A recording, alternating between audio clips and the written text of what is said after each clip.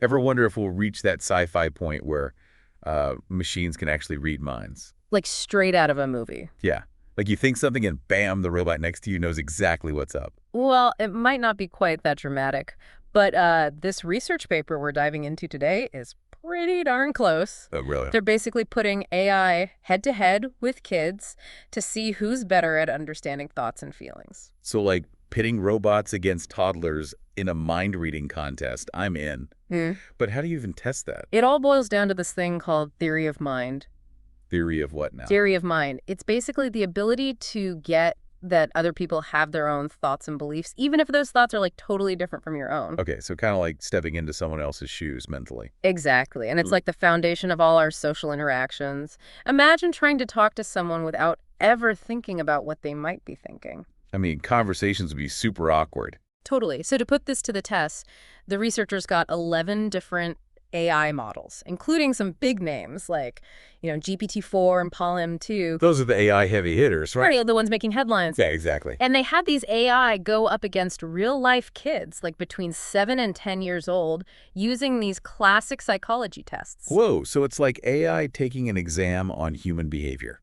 You could say that. All right, so spill the beans. Did the machines ace the test? Well, let's dig into some of these tests to find out. One of the most famous ones is this thing called the Sally Ann test. Catchy name. Right. It's all about figuring out if someone can understand that someone else can have a belief that's wrong. Okay, my brain's ready. Give me the scenario. All right, so picture this. Sally puts a ball in a box and sneaks in while Sally's gone and moves the ball to a basket. Sneaky Ann. Right. So then the question is, where will Sally look for the ball when she gets back? Well, she left it in the box, so she'll look in the box. She doesn't know about Ann's switcheroos. You got it. And that's the key. You have to understand that Sally's belief doesn't match reality. So how did the AI do with this? Actually, they did surprisingly well on this basic version. Some models even outperformed the kids. Whoa, hold on. AI outsmarting kids. Are we living in the Matrix already? Not so fast. The researchers then made things way more complicated by adding in what they call second-order theory of mind. Second order, so like leveling up the mind game? Exactly. Now the AI has to figure out what one person thinks another person believes. It's like a mind-reading puzzle inside a puzzle. That sounds like a mental pretzel, even for us humans. So how'd the AI handle that curveball? Not so smoothly, I'm afraid. Even the fanciest models started to trip up. What tripped them up? What did the researchers do? Well, one thing they did was tweak the details of the test, like maybe change the names, the objects involved, that sort of thing. But isn't it still the same concept? It is, but the idea is to see if the AI can take what it learned and apply it to a new situation. So like testing if they can generalize. Humans are pretty good at that, right? We are, but it turns out AI, at least for now, is pretty literal. They kind of get stuck on the specific examples they've been trained on. So it's like they can memorize the rules of the game, but they don't really get the deeper concept of how beliefs actually work in the real world, with all its messiness and unpredictability. That's a really good way to put it. And it points to a fundamental difference between human intelligence and the kind of intelligence we see in AI, at least right now. We can take what we know and apply it to all sorts of new contexts, adapt on the fly. AI seems much more confined to what it's been explicitly taught. Okay, so score 1 for the humans. But I'm guessing there's more to this AI mind-reading challenge, right? What's the next test? Next up, we've got something called the Strange Stories test, and this one is all about the subtleties of language and social cues. Ooh, things are getting interesting. We're talking irony, sarcasm, white lies, all the slippery, messy things that make human communication so complex. And often hilarious. Exactly. So this test is really trying to get at whether AI can grasp the intention behind someone's words, not just the literal meaning. Ooh, I'm already sensing a plot twist here. Did the AI actually get the joke? You might be surprised. Some of the models, especially those that had been trained on tons of human conversations, actually did incredibly well on this test, even better than some of the kids. Wait, AI cracking jokes now? Does this mean it actually understands humor, or is it just super good at recognizing patterns in language? That's the million-dollar question is AI actually getting the social dynamics, or is it just a really sophisticated mimic? Kind of like a parrot that can recite Shakespeare. Impressive, but does it actually grasp the meaning? That's a great analogy. So we've seen AI master basic mind reading, stumble on more complex scenarios, and then surprisingly ace the social cues test. What's the final showdown in this AI Olympics? The final test was called the imposing memory test, and this one was a real doozy. It involves keeping track of what multiple people know and believe within increasingly complex scenarios. Imagine having to juggle all those different perspectives in your head. Yeah, that sounds like a mental workout. So how'd our AI contestants fare? Did they drop any mental balls? You could say that. Even GPT-4, which has been hailed as the most advanced AI out there, started to slip up as the scenarios got more intricate.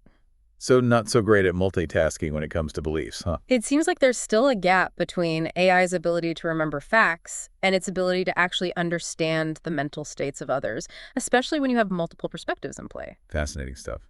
It seems like AI's mind-reading skills are still a work in progress. But before we wrap up this part of our deep dive, I want to touch on something we hear a lot about in the AI world: instruction tuning. Did that play a role in how well the AI performed on these tests? Absolutely. The researchers found a really clear difference between the what they call base LLMs and the instruct LLMs. Okay, break that down for me. Base versus instruct. What's the difference? So imagine the base models like sponges. They've soaked up information from massive amounts of text data, but they haven't really been given any guidance on how to use that information to understand human thought processes. So kind of like a student who crammed for a test but doesn't really understand the material. Exactly. And then you have the instruct LLMs. These are models that have been further trained on human feedback. They're like students who've had a good teacher, a coach, someone to show them how to apply their knowledge in a more sophisticated way. And those are the ones that really shined in these mind-reading tests. They did. By incorporating human feedback, they were able to kind of bridge the gap between simply processing information and actually understanding the nuances of human intention. It's almost as if they were learning not just what to say, but how to say it in a way that takes into account the other person's perspective. It's like they're learning the art of conversation from their human mentors. That's pretty mind-blowing. So where do we go from here? What does all of this tell us about the future of AI and its potential to truly understand us? I guess we'll find out in the next part of our deep dive. It really makes you think, doesn't it? It's almost like we're watching AI go through its own kind of cognitive development, using kids as a measuring stick. And it's kind of humbling to see that even with all the hype, AI still has a ways to go to catch up to a 10-year-old when it comes to social smarts. But here's the thing, right? This research also showed us some surprising strengths in AI. Remember how well some of those models did on the Strange Stories test, with all the irony and sarcasm? Yeah, it almost seemed like they had a knack for picking up on the humor and the subtle cues in human language, like even better than some of the kids. Exactly, and that suggests that maybe AI is developing certain aspects of social intelligence differently than we do.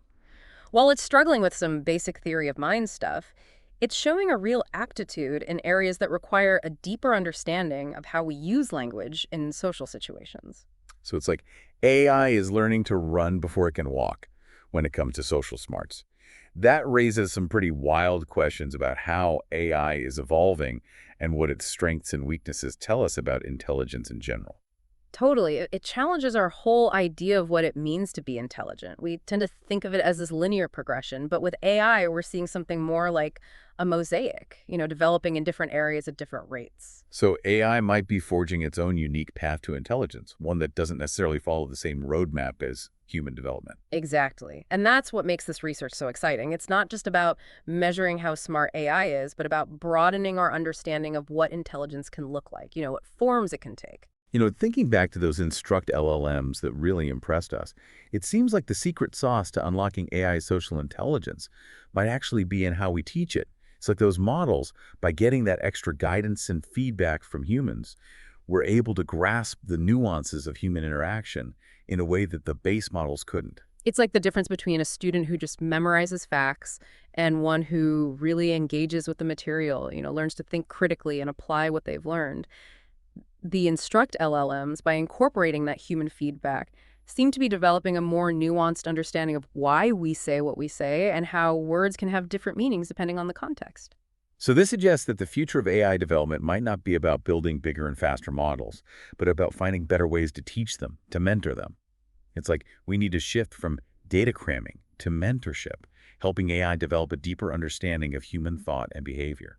Exactly. If we want AI that can truly collaborate with us, understand our needs, and navigate the complexities of human society, we need to focus on nurturing its social intelligence alongside its analytical capabilities. That makes a lot of sense. It's about helping AI not just process information, but understand the human context in which that information exists.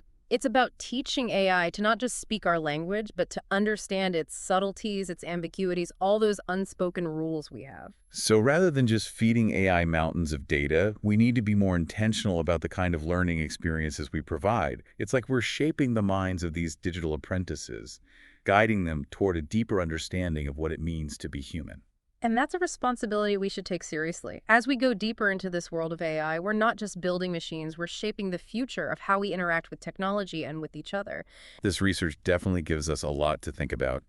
AI's journey toward social intelligence is proving to be just as complex and fascinating as human development itself.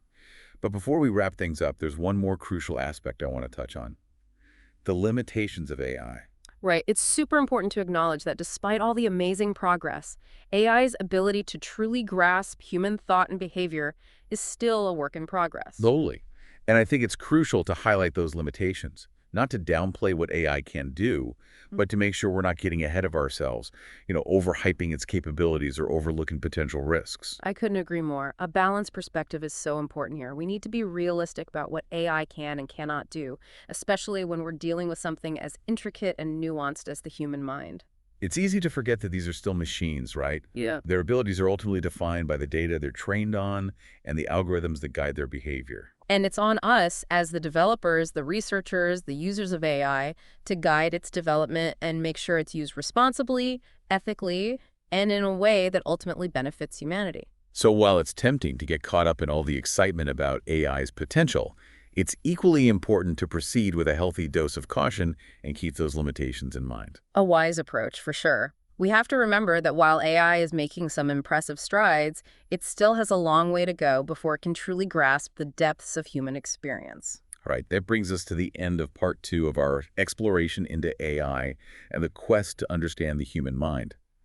We've uncovered some really intriguing findings, debated their implications, and hopefully sparked some reflection on what this all means for both AI and for ourselves. But our deep dive isn't over yet. There's one final question we want to leave you with.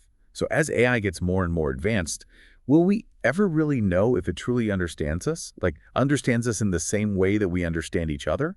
Or is that just one of those big mysteries we may never solve? That's a question that's been around forever, right? Even before we were dreaming up AI, philosophers were trying to wrap their heads around what it means to truly understand another being. It's like trying to climb inside someone else's head, see the world through their eyes, feel what they feel. It's almost impossible. Exactly. And now AI throws a whole new wrench in the works. If a machine can pass all these tests, hold conversations that feel real, even predict our actions with crazy accuracy, does that mean it actually gets us? Or is it just a really, really convincing simulation? It's like the Turing test on steroids. Right. If we can't tell the difference between a human and an AI, does that mean the difference doesn't even matter? That's a question that'll probably keep scientists and philosophers arguing for centuries. But it all comes back to us, doesn't it? Understanding what it means to be human, what it means to have consciousness, to experience the world in all its messy glory. So in a way, AI is forcing us to confront some of the biggest questions about our own existence. It's like holding up a mirror and not just seeing a reflection, but glimpsing something much deeper, something we don't fully understand. And that's what makes this whole field so fascinating. It's not just about building smarter machines, it's about exploring the very nature of intelligence, of consciousness, of what makes us human. Well, that about wraps up our deep dive into AI and the quest to crack the code of the human mind.